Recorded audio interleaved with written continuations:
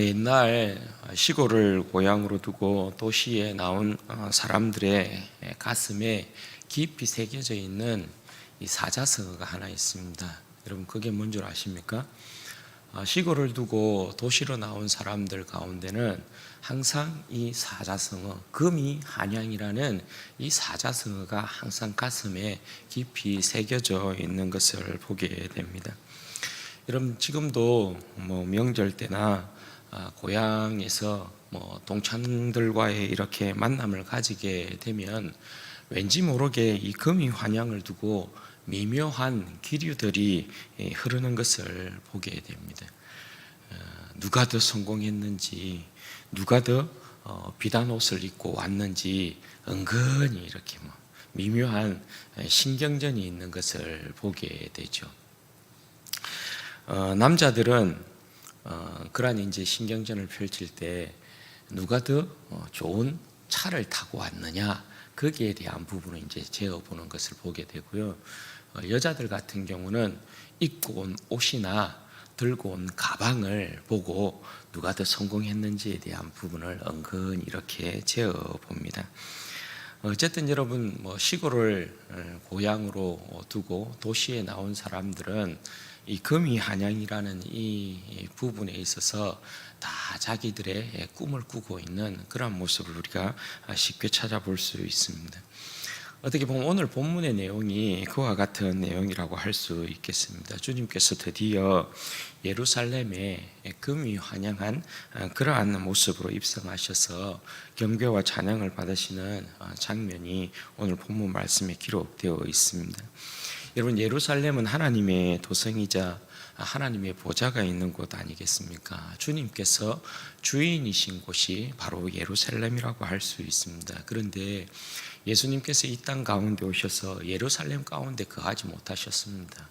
왜냐하면 그의 대적들이 주님께서 이 땅 가운데 태어날 때부터 예수님을 막 죽이려고 했기 때문에 그런 것이죠.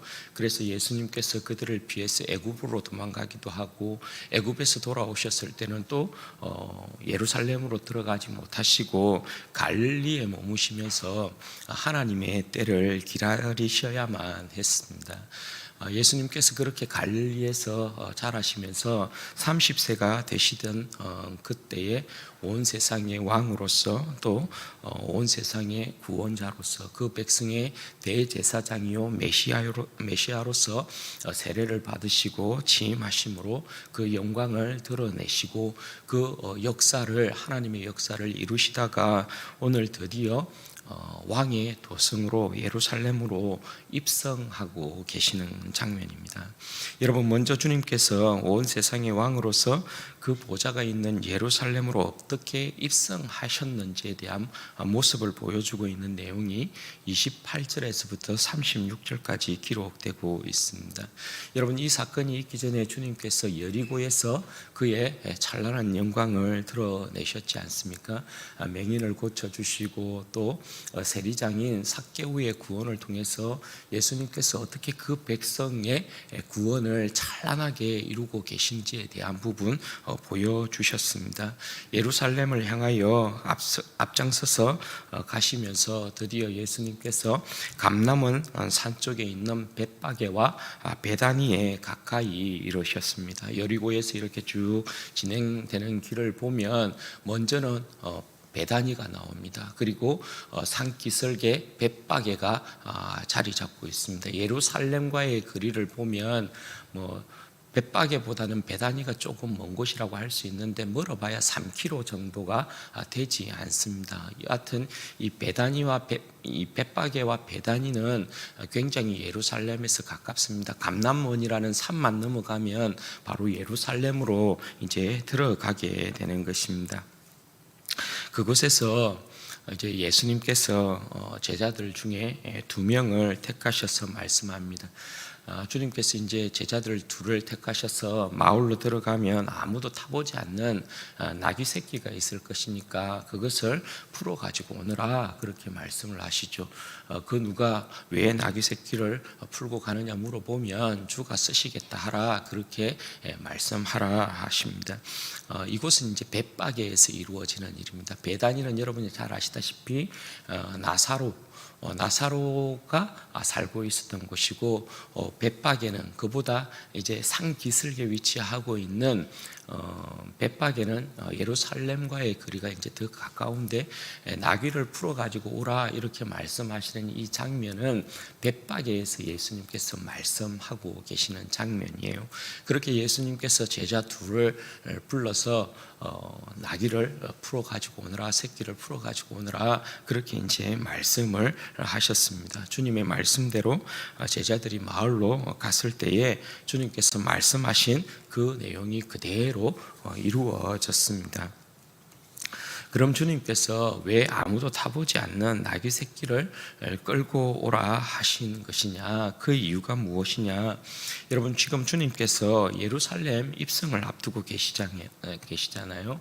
왕의 도성으로 주님께서 입성하는 것입니다. 이 입성은 그냥 입성이 아니고 승리의 입성이죠. 여리고에서 보여준 예수님의 그 메시아의 찬란한 사역과 더불어서 예수님께서 그 백성들, 그 원수들에게 빼앗겼던 모든 기업들을 다 그 백성에게 돌려주시고, 그들로 하여금 예수님으로 말미암는 자유를 계속해서 맛보게 하셨어요.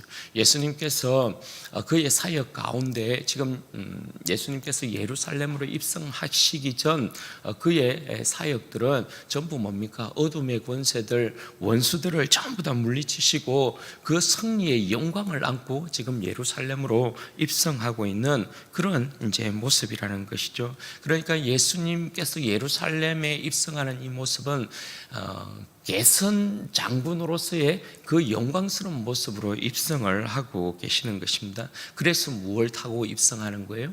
그래서 나귀를 타고 입성을 하는 것입니다. 왜냐하면 이 나귀라는 이 짐승은 구약에 보면 왕이나 귀족들이 타는 짐승이기 때문에 그런 것입니다. 그러니까 주님은 온 세상의 왕이시니까 당연히 나귀를 타고 입성하는 것이 맞는 것이죠. 그런데 이 나귀를 타시는 주님의 모습을 보면 두 가지의 특징이 나타나 있는 것을 보게 돼요. 첫 번째는 뭡니까? 이 나귀를 타시는데 아무도 타보지 않는 그런 나귀를 풀어오라, 그렇게 이제 말씀하시면서 아무도 타보지 않는 나귀를 타고 계신다라는 것입니다. 여러분, 왜 아무도 타보지 않는 나귀를 예수님께서 타시는 것일까요? 첫 것은 여러분, 구약의 사상의 첫 것은 누구의 것이에요? 아무도 타보지 않았다라는 것은 거룩한 것을 이야기하는 거예요. 첫 것을 이야기하는 거예요. 그러니까 첫 것은 구약의 사상에 있어서 하나님께 드리는 것이잖아요. 그러니까 주님은 아무도 타보지 않는 이 나귀를 탐으로써 그분이 지금 예루살렘으로 입성하는 예수님이 바로 그 백성을 구원하기 위하여 오신 그 백성의 하나님이다라는 것을 여기에서 말씀해 주고 있는 것입니다. 그리고 두 번째 특징이 여러분 뭐예요? 어미가 아니고 새끼 나귀를 타고 입성한다라는 거예요. 예수님께서 여러분 새끼 나귀를 타고 입성하시는 이유가 뭐예요? 그건 다른 이유가 아니고 예수님께서 겸손의 왕으로 오셨기 때문에 그래요. 주님은 이 세상의 왕들과는 다르죠. 주님은 이 세상의 왕들처럼 뽐내거나 들내거나 자랑하지 않습니다. 여러분, 이를 두고 스가랴 선지자가 한 예언이 있다, 그죠? 스가랴서 9장 9절에 보면 이렇게 기록이 되어 있어요. 시온에 따라 크게 기뻐할지어다, 예루살렘에 따라 즐거이 부를지어다. 보라, 내 왕이 내게 임하시나니 그는 공의로우시며 구원을 베푸시며 겸손하여서 나귀를 타시나니 나귀의 작은 것 곧 나귀 새끼니라, 이렇게 기록이 되어 있습니다. 여러분, 뒤쪽에 지금 제 말씀 잘 들립니까? 잘 들려요? 네. 여러분, 한번 생각해 보세요. 새끼 나귀를 타신 예수님, 스가랴 선지자가 겸손하신 예수님에 대하여서 이렇게 예언을 하긴 했는데요. 여러분, 그 모양새에 있어서 과연 위험이 있었을까요? 여러분 한번 그림을 그려봐 보세요. 왜 국군의 날 행사 같은 데 보면 대통령이 이 군수권자로서 최고의 이제 군 통수권자로서 사열하는 장면이 있잖아요. 그러면 여러분 멋지게 군인들이 이렇게 딱 사열을 받기 위해서 딱 정리정돈을 이렇게 딱 하고 있어요. 그리고 거기에는 멋진 최신 무기들이 쫙 사열을 하고 있어요.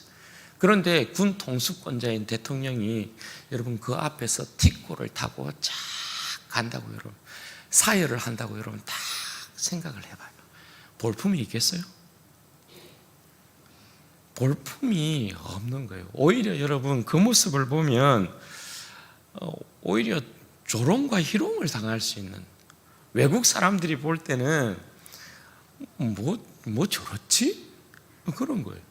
그 누가 여러분 그 모습을 보고 야, 대한민국의 대통령 굉장히 겸손하시구나 이렇게 말할 여러분 사람이 없다라는 거예요. 왜냐하면 그 자리는 여러분 어떤 자리예요?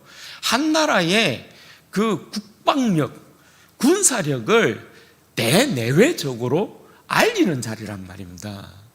그런데 군 통수권자가 티코를 타고 쫙 사열하는 모습을 여러분 보인다고 생각해 봐요.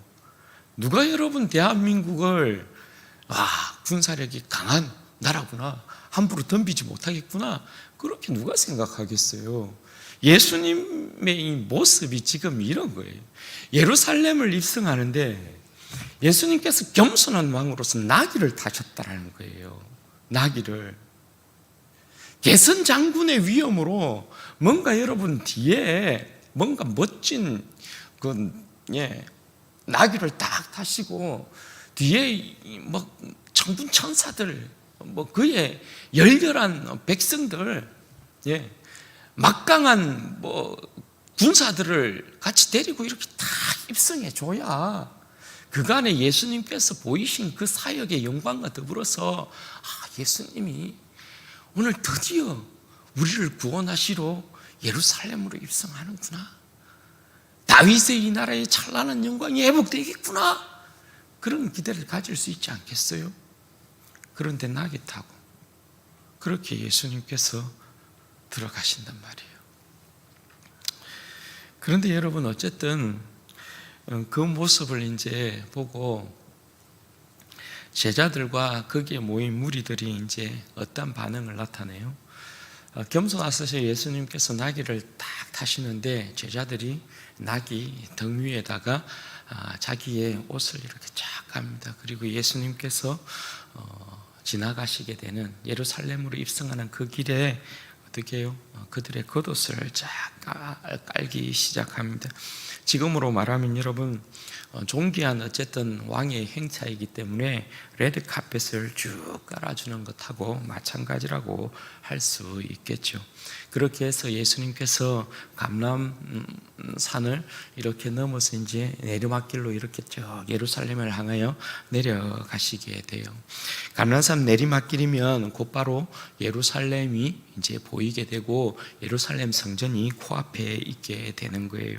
그때부터 여러분 어떤 모습을 이제 이 무리들이, 제자들과 무리들이 여러분 나타내고 있습니까?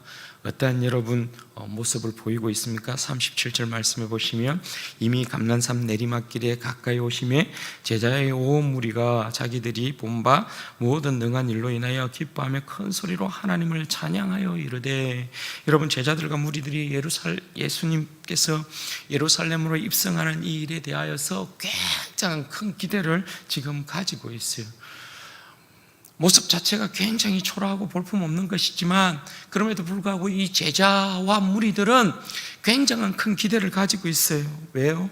여러분 37절 말씀에 보면 뭐라고 기록하고 있어요? 이 제자들은 그동안 예수님께서 어떠한 기적과 능력들을 그들 가운데 행하셨는지를 모두 보았기 때문에 그래요.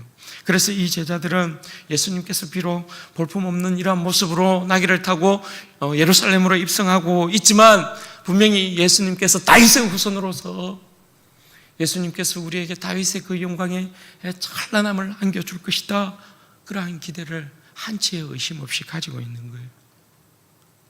그래서 어떻게 합니까? 하나님을 찬양합니다. 큰 소리로 하나님을 찬양합니다. 한껏 여러분 부푼 기대를 안고 하나님을 찬양하며 목소리를 높입니다. 그 찬양이 여러분 내용이 뭡니까? 38절 말씀해 보면 찬송하리로다 주의 이름으로 오시는 왕이요 하늘에는 평화요 가장 높은 곳에는 영광이로다. 찬송하리로다 주의 이름으로 오시는 왕이요 하늘에는 평화요 가장 높은 곳에서는 영광이로다. 저들에게 메시아를 보내신 하나님을 찬양해요. 그리고 하나님의 이름으로 오신, 주의 이름으로 오신 예수님을 큰 소리로 찬양합니다. 하나님께서 그가 보내신 메시아 왕을 통해 온전히 회복시키는 다윗의 나라, 그 메시아의 나라, 그 나라는 여러분 어떤 나라예요? 하늘에는 평화고 가장 높은 곳에서는 영광이 이루어지는, 영광을 받으시는 그런 나라예요.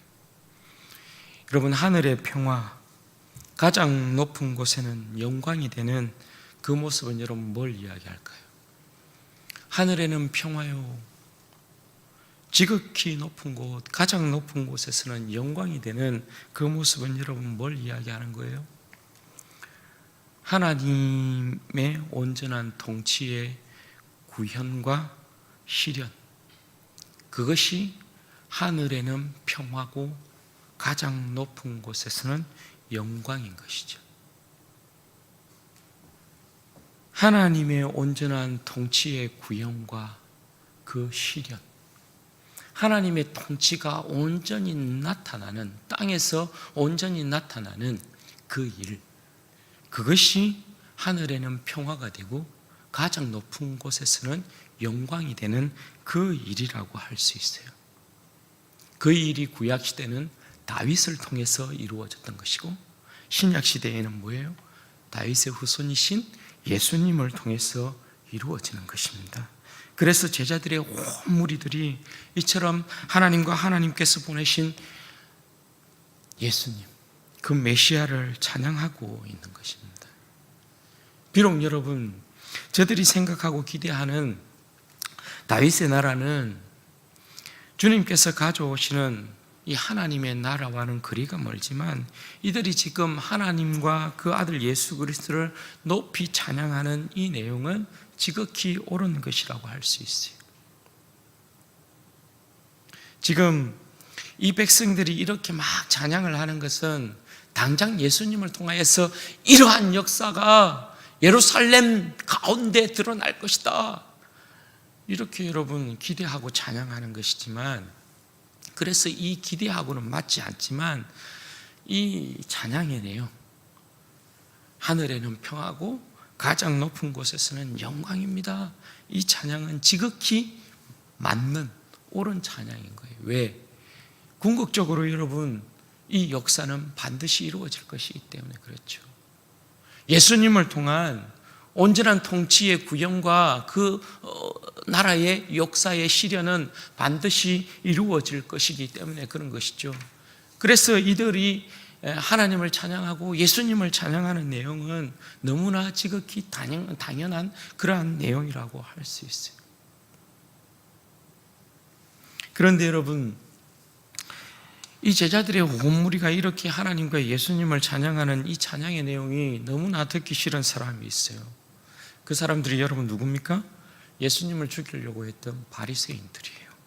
39절 말씀해 보면 무리 중 어떤 바리새인들이 말하되 선생이여 당신의 제자들을 책망하소서. 왜 이들이 주님을 향한 이 찬양을 이렇게 못마땅하게 생각할까요? 그건 다른 이유가 아니죠. 바리새인들이 생각할 때 예수님은 그들의 메시아가 아니에요. 그냥 이단의 개수예요. 이단의 개수. 그래서 예수님을 부를 때도 어떻게 불러요? 선생이요 이렇게 부르잖아요. 바리새인들이 생각할 때는 예수님이 다윗의 후손으로서 이 땅 가운데 온전한 하나님의 나라, 다윗의 후손으로서의 그 메시아의 나라를 가져올 사람이 아닌 것입니다. 그래서 이 온 무리들이 메시아에게 돌려야 할 이 하나님에 대한 찬양과 메시아에 대한 이 찬양을 예수님에게 돌리는 이 모습을 보고 굉장히 못마땅한 거예요. 그런데 여러분, 겸손하신 예수님께서 그렇게 바리새인들이 예수님께 돌리는 찬양을 못마땅하게 생각하니까 이들을 향하여서 여러분 어떻게 이야기해요? 40절 말씀에 보면 대답하여 이르시되 내가 너희에게 말하노니 만일 이 사람들이 침묵하면 돌들이 소리 지르리라. 그렇게 말씀하세요. 여러분, 이 말씀이 뭐예요? 저들이 주님을 향하여 큰 소리로 찬양하고 찬미하는 내용이 하나도 틀린 것이 없다라는 거예요. 주님은 마땅히 그 백성들로부터 이러한 찬양을 받으시기에 합당한 분이라는 거예요. 그 백성들이 주님을 높이고 찬미하지 아니하면 돌들이, 길거리에 놓인 돌들이 하나님의 아들이신 예수 그리스도의 그 위대하심과 그 놀라우심을 찬양할 것이다. 그 돌들이 예수님을 높일 것이다. 그렇게 말씀하고 있어요. 이 예수님께서 이 땅 가운데 오신 그 백성을 구원하기 위하여서 하늘 보좌를 버리시고 이 땅 가운데 오신 그 일은 그 누구도 침묵할 수 없는 일이라는 거예요. 그렇지 않겠어요? 그 백성이라면 마땅히 그들의 구원자로 오신 하나님의 온전한 통치의 그 구현과 하나님 나라의 실현을 가지고 오시는 그 예수님을 찬양하는 것이 마땅한 것이죠. 그것이 여러분 그 백성의 생명이고 영광이지 않겠어요? 왜냐하면 예수님이 그 백성의 생명의 빛으로 오셨으니까. 예수님 때문에 그 백성은 온전히 구원받는 것이니까. 그러니까 그 누구도 예수님께서 예루살렘으로 입성하는 그 일에 있어서, 예수님께서 왕의 도성으로 입성하는 그 일에 있어서 침묵할 수 없는 거예요. 사랑하는 여러분, 오늘 이 땅에 인류의 구원자로 오신 우리 주님은 찬양받으시기에 합당하신 분이신 줄로 믿습니다. 여러분, 우리를 죄와 사망의 권세에서부터 구원하신 주님은 찬양받기에 합당하신 분이신 줄로 믿습니다. 여러분, 십자가의 죽음으로 우리의 죄를 대신 지시고 부활하심을 통해서 마귀의 권세와 죽음의 권세를 정복하신 우리 주님은 우리의 찬양을 받으시기에 합당하신 분이신 줄로 믿습니다. 여러분, 미천한 우리의 인생을, 내 인생을 돌아보신 주님은 찬양받으시기에 합당하신 분이신 줄로 믿습니다. 여러분, 마귀의 종이었던 우리의 인생을 구원하셔서 하나님의 자녀 삼으신 주님은 찬양받으시기에 합당하신 분이십니다. 여러분, 소망이 없었던 우리의 인생, 나의 인생을 구원하셔서 하늘의 산 소망을 가지게 하신 내 주님은 찬양받으시기에 합당하신 분이신 줄로 믿습니다. 내 인생 가운데 하늘의 평화와 영광을 가져다 주신 주님은 찬양받으시기에 합당한 분이신 줄로 믿습니다. 어제도 계셨고 오늘도 계셨고 내일도 계시고 영원히 계실 우리 주님, 내 인생 가운데 어제와 함께 하셨고 오늘도 함께 하고 계시고 내일도 함께 하실 것이고 영원히 함께 하실 내 주님은 찬양받으시기에 합당하신 분이신 줄로 믿습니다. 나를 지키시고 인도하실 내 주님은 영원히 찬양받으시기에 합당하신 분이신 줄로 여러분 믿습니다. 예수 그리스도의 십자가를 통하여서 구원받은 우리의 인생은 그 누구도 주님을 향한 찬양과 찬미를 멈출 수 없어요.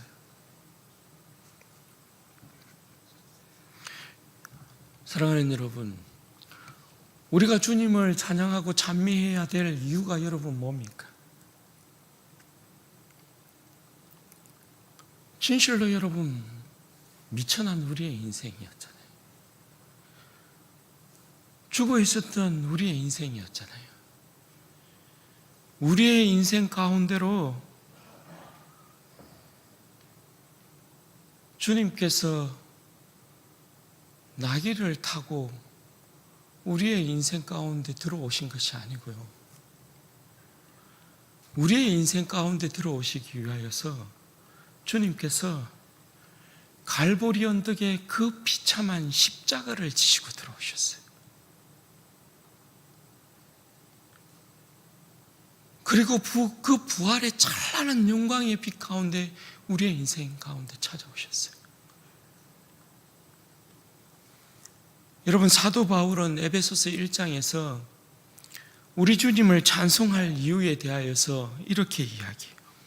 에베소서 1장 3절에 보면 찬송하리로다 하나님 곧 우리 주 예수 그리스도의 아버지께서 그리스도 안에서 하늘에 속한 모든 신령한 복을 우리에게 주시되, 이렇게 이야기해요. 찬송하리로다.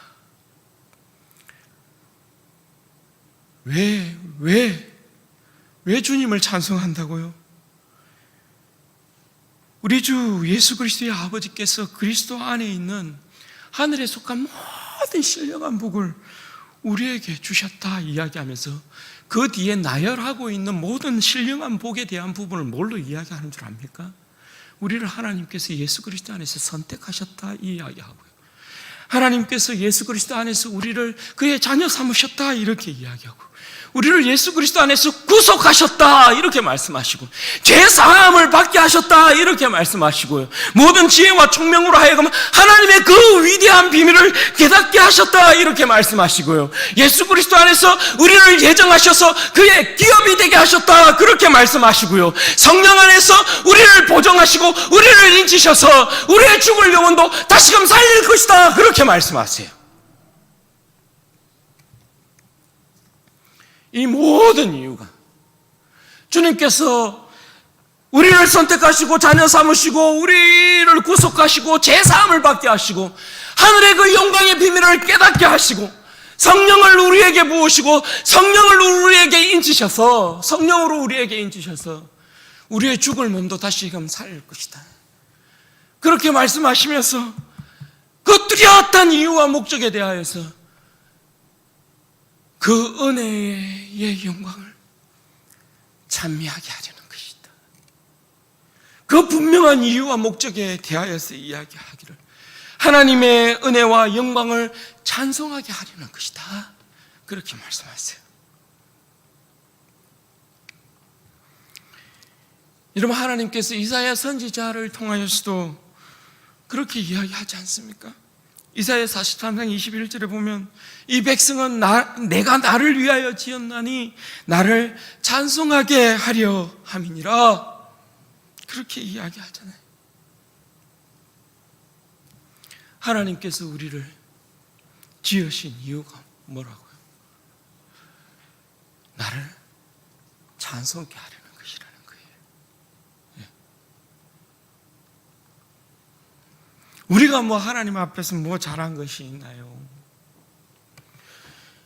그저 하나님께서 자신의 형상과 모양대로 우리를 지어놓고 그저 우리에게 그 모든 생명의 부요함을, 그 영광을 허락하시면서 하나님을 기뻐하고 즐거워함 가운데 그 모든 부요함을 누리게 하셨는데, 인간이 그저 하나님의 품을 떠나서 마귀의 그 속삭임 들어서 타락하고, 그 타락함으로 말미암아 하나님의 그 생명 잃어버리고 온갖 결핍과 핍절함과 궁핍한 가운데에서 온갖 추하고 더러운 진흙탕 속에서 그렇게 살고 있었던 우리의 인생, 죽음 아래 갇혀 있었던 인생, 그런 불쌍한 인생을 하나님께서 내버려 두지 아니하시고 그저 그 인생을 불쌍히 여기시고 긍휼히 여기시고 그렇게 하셔서 하나님께서 보다 못해서 참다 못해서 내가 저 인생들 살려야 되겠는데 어떻게 살릴고 하시다가 하나님의 아들이 하나님 제가 갈게요. 제가 하나님 앞에 반역한 저 백성을 살리기 위하여서 제가 저 반역한 무리들의 머리가 되어서 하나님 제가 저 백성의 모든 죄를 짊어지고 십자가에서 죽겠습니다.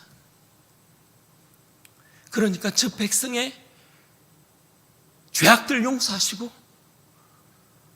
나에게 그 모든 죄악을 돌리시고 나를 십자가에 매다소서. 그리고 그 비천한 인생들, 죽음 아래 놓여있는 이 비천한 인생들을 살리소서. 나와 같이 하나님의 자녀 삼으시고 하늘나라의 그 영광의 풍성한 기업들을 다시금 안겨주시고 하나님을 찬양하고 찬미하는 그 영광 가운데 풍성한 생명을 누리게 하소서. 그것이었잖아요. 그거.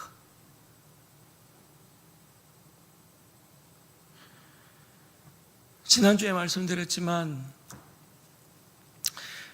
다니엘 기도회를 통하여서 다시금 계속해서 묵상했던 게 내 인생 가운데 실패가 없으신 하나님, 내 인생 가운데 실패가 없으신 하나님. 여러분, 그럴 수 있잖아요. 어떻게 보면 우리의 인생 가운데에서는 어떤 사람은 불을 통과하고 있는 듯한, 사나운 파도와 싸우고 있는 듯한, 정말 세상 사람들이 볼 때는 네 인생은 실패다, 네 인생에 하나님이 있다고, 그러면 네 인생은 그렇게 둘 수가 없지. 그렇게 여러분 조롱받고, 그렇게 여러분 힘들고 어려운 상황 가운데 있는 사람이 있을 수 있잖아요. 그런 인생에 고난의 경점을 지나고 있는 그런 사람이 있을 수 있잖아요. 그죠? 내 인생을 봐도 내 인생 가운데 정말 하나님이 살아계신가? 그런 사람이 있을 수 있잖아요. 그 인생은 여러분 실패인 것입니까? 그 인생은 여러분 진짜 망한 것입니까? 그렇지 않다라는 거죠. 왜요? 우리의 인생에는 하나님께서 실패가 없기 때문에 그래요. 여러분, 퍼즐을 맞춰보셨어요? 퍼즐을 맞춰보면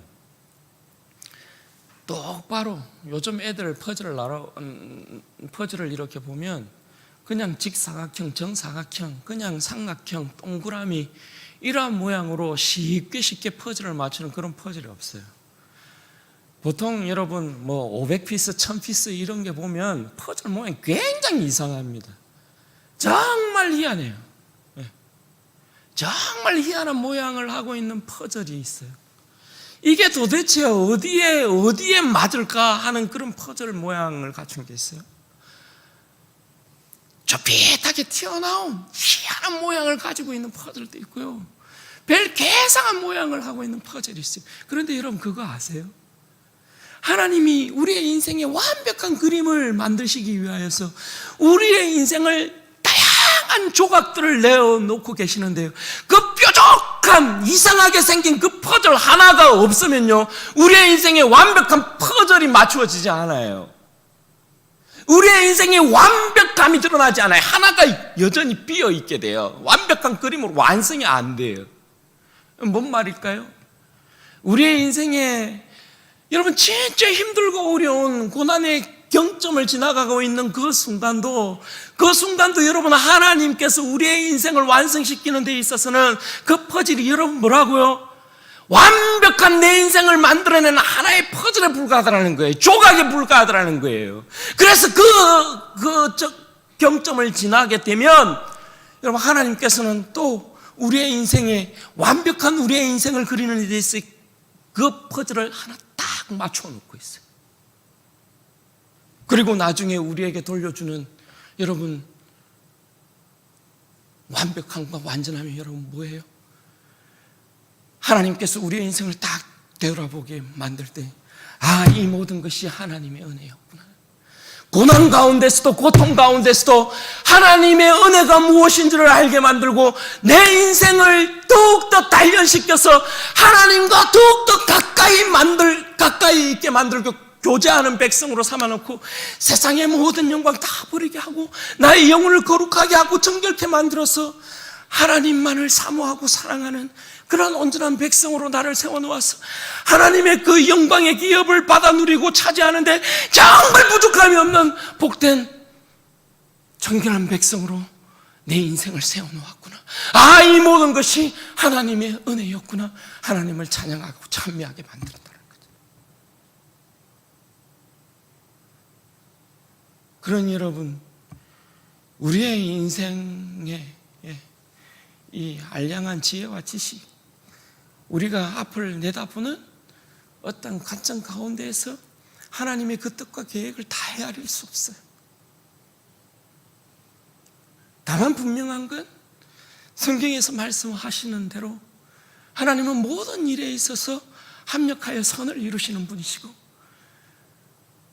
어둠 가운데 있었던, 죄와 허물로 죽어 있었던 내 인생 가운데 주님께서 오늘 내 인생 가운데로 그 광명한 빛을 들고 입성하셨다라는 거예요. 하나님의 온전한 통치의 그 구현과 그 실현을 위해서 하늘에는 평화요, 지극히 높은 곳에서는 영광이 되게 하기 위하여 내 인생 가운데로 내 사랑하는 내 영광의 주님이 들어오셨다는 거예요. 그러므로 내 인생 가운데는 더 이상 실패가 있을 수 없고, 내 인생 가운데는 좌절이 있을 수 없고, 낙심과 낭만 가운데 있을 이유가 없는 것이에요.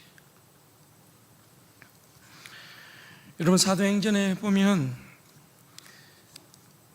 바울과 빌라가 빌립보 감옥에서 찬양하는 내용이 나와요. 그죠?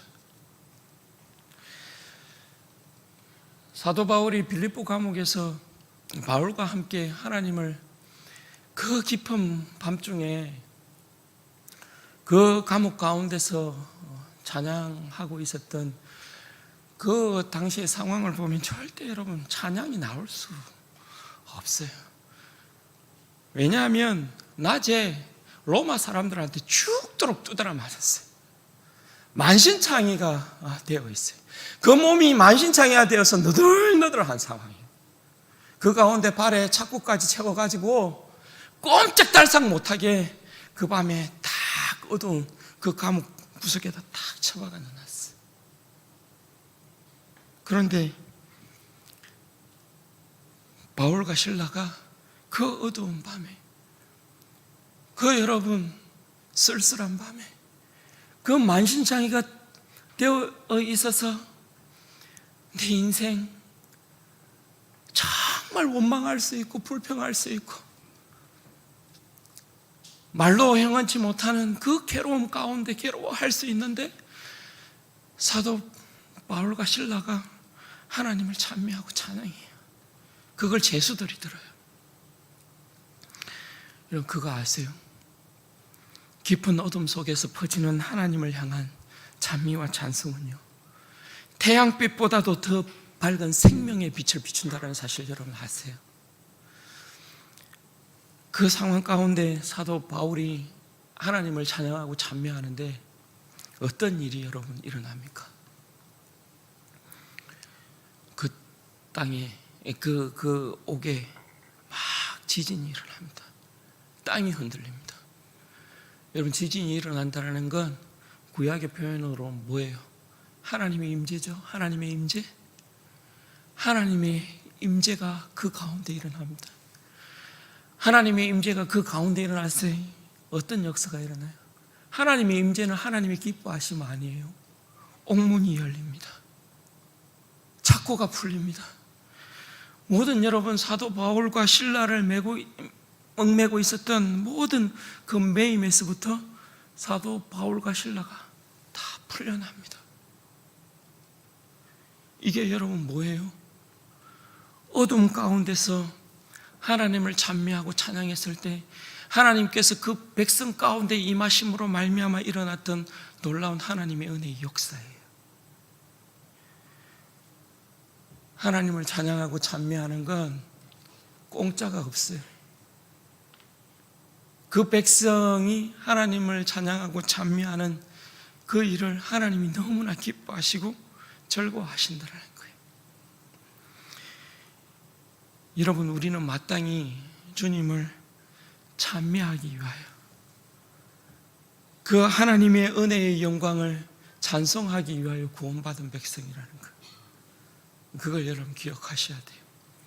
하나님께서 내 인생을 건지셔서 하나님을 찬미하고 찬양하는 인생 되게 하셨어요. 여러분, 사망의 권세에 매여 있었던 우리의 인생, 어둠에 둘러싸여 있었던 우리의 인생, 주가 쓰시겠다 하고 우리의 인생을 푸셨어요. 거기에 매여 있었던 우리의 인생을 주가 쓰시겠다 하고 우리의 인생을 푸셨어요. 그럼 여러분, 우리 어떻게 해야 돼요? 우리의 인생 주님 앞에 내어드리는 인생 되어야 되죠, 그죠? 우리의 이 등은요, 우리의 등은, 우리의 이 등짝은 말입니다, 세상의 영광을 얹으라고 있는 등짝이 아니에요. 우리의 이 등에 반드시 태우고 한평생, 우리의 일평생 우리의 등에 모시고 섬겨야 될 분이 누구예요? 예수 그리스도예요.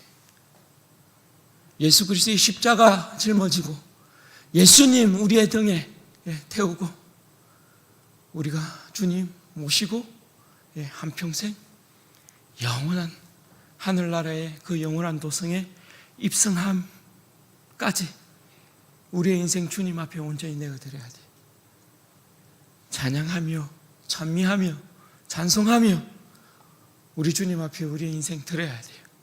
주가 쓰시겠다, 내 인생 건지셔서 주가 쓰시겠다 하셨어요. 그러면 아낌없이 우리의 인생 내어드려서 주님 쓰십시오, 주님 마음껏 쓰십시오. 그렇게 여러분 쓰임받는 인생들 되셔서 주님 앞에 무한한 영광으로 여러분의 인생 가운데, 여러분의 입술 가운데 찬미와 찬송과 주님 앞에 드리는 찬양이 끊임없는 역사가 있게 되어지기를 바라고, 그 은혜 가운데서 하늘의 그 영원한 영광을 상속받게 되어지는 복된 여러분들의 삶이 되시기를 주님의 이름으로 축원드립니다. 여러분 같이 한번 기도하십시다. 여러분 이 시간에 기도할 때 그렇게 기도하십시다. 여러분, 내 인생 가운데 주님 오셨어요. 어둠 가운데 매여 있었던 인생, 죄와 사망 가운데 죽어 있었던 내 인생, 그 인생 가운데 주님께서 임하셨어요. 부활의 찬란한 영광의 빛 가운데 주님께서 내 인생 가운데 찾아오셨어요. 여러분, 우리 마땅히 주님 찬송해야 되지 않아요? 찬미해야 되지 않아요? 찬양 드려야 되지 않아요? 내 인생 주님께서 내 이 어두운 인생 가운데 찾아오지 아니하셨으면 내 인생은 정말 아무것도 아닌 인생이 되었을 것이에요. 죄와 사망의 권세 가운데, 어둠의 권세 가운데, 마귀의 권세 가운데 영원한 지옥 백성 되었을 것입니다. 하나님 찬송합니다. 주님 찬미합니다. 내 주 예수 그리스도, 내 주 예수 그리스도를 찬양합니다. 내 인생 가운데 오신 주님, 내 인생을 완성시키기 위하여 오신 내 주님 찬송합니다.